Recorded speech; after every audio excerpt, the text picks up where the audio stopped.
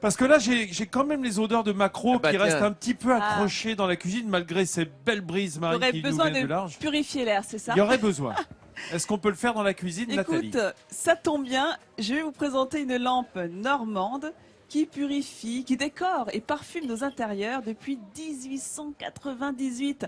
Cette lampe, elle a été inventée par un certain Maurice Berger. Alors Maurice Berger, c'était un préparateur en pharmacie et il invente un système de diffusion par catalyse à l'aide d'un brûleur pour purifier les intérieurs mais surtout l'atmosphère des pièces fermées.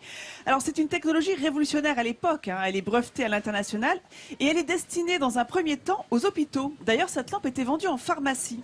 Elle va connaître ses plus grandes heures dans les années 60, notamment avec la dimension parfum qui va être rajoutée. Elle séduira de nombreuses personnalités, hein, et parmi elles Coco Chanel, Jean Cocteau, Colette ou encore Picasso.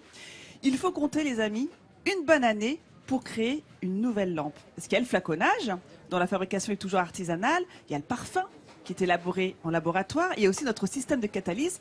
Alors pour le design des flacons, ils font appel à des designers et d'ailleurs il y a des lampes collector, hein, que l'on retrouve dans les brocantes, notamment des lampes qui ont été créées par les plus grandes cristalleries Baccarat, Saint-Louis, Lalique ou les plus grands porcelainiers.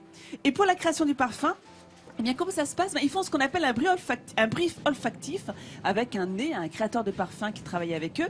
Et ensuite, ce brief, il est soumis à un parfumeur qui, lui, va élaborer la formulation du futur parfum.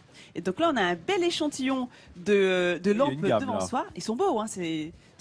Dis-moi, Nat, j'ai une petite question. Au niveau des parfums, justement, au niveau de l'élaboration, c'est surveillé sur le contenu? Ah non, mais c'est très réglementé. Tu as raison de le préciser. Il y a des normes européennes qui sont très strictes, hein, notamment par rapport au dosage. On les respire et on vit avec. Donc bien il faut sûr, que ça soit il y a déjà eu des polémiques sur tous ces sprays ouais. d'ambiance. Et eux, d'ailleurs, ils ont fait le choix d'être contrôlés par un laboratoire indépendant pour faire justement attention à tous ces problèmes-là.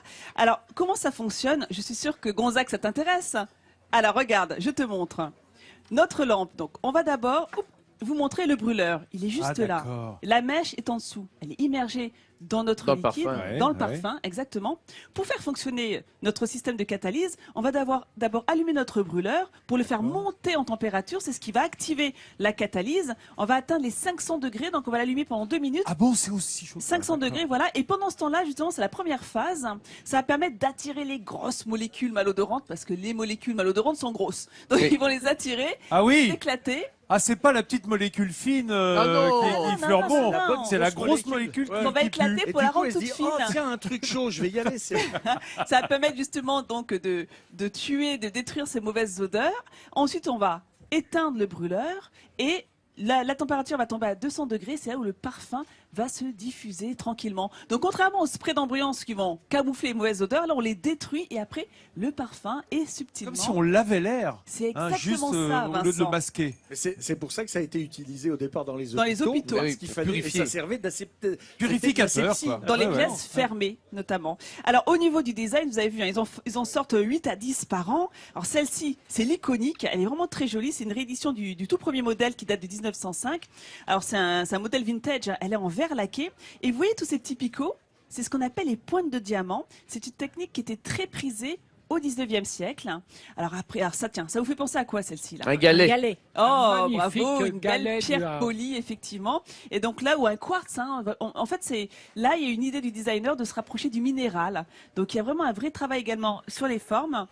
Autre bouteille, celle-là, elle est pas mal aussi. Elle fait assez bouteille de parfum, je trouve. Celle-là, t'as raison, et elle est bicolore. Je sais pas si t'as vu. Oui.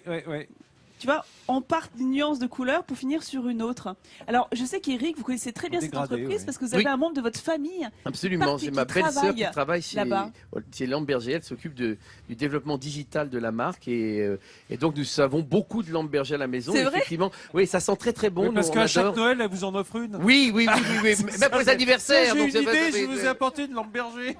On en adore. Moi, j'adore les odeurs boisées, les odeurs d'agrumes et ça sent vraiment très très bon. Oui, il y a plein de parfums, il y a beaucoup de parfums. Et par rapport à la décoration de sa maison, hein, si on est plus minéral, plus bicolore. Et alors, contrairement à ce que pensent les gens, c'est très simple parce qu'on les achète facilement, mais on trouve dans beaucoup de supermarchés les bouteilles de recharge de parfum. C'est très simple en fait de pouvoir recharger sa lampe Berger. On n'est pas obligé d'aller à chaque fois chez Berger. Bonjour monsieur le berger, viens chercher moi le charge. Non, vous en bien les commander sur Internet. Vous les commandez sur Internet. Et cette entreprise, elle exporte 80% de sa production. C'est quand même incroyable. Hein. Oui, parce qu'à l'étranger, ils sentent mauvais en général. Oui, c'est ça.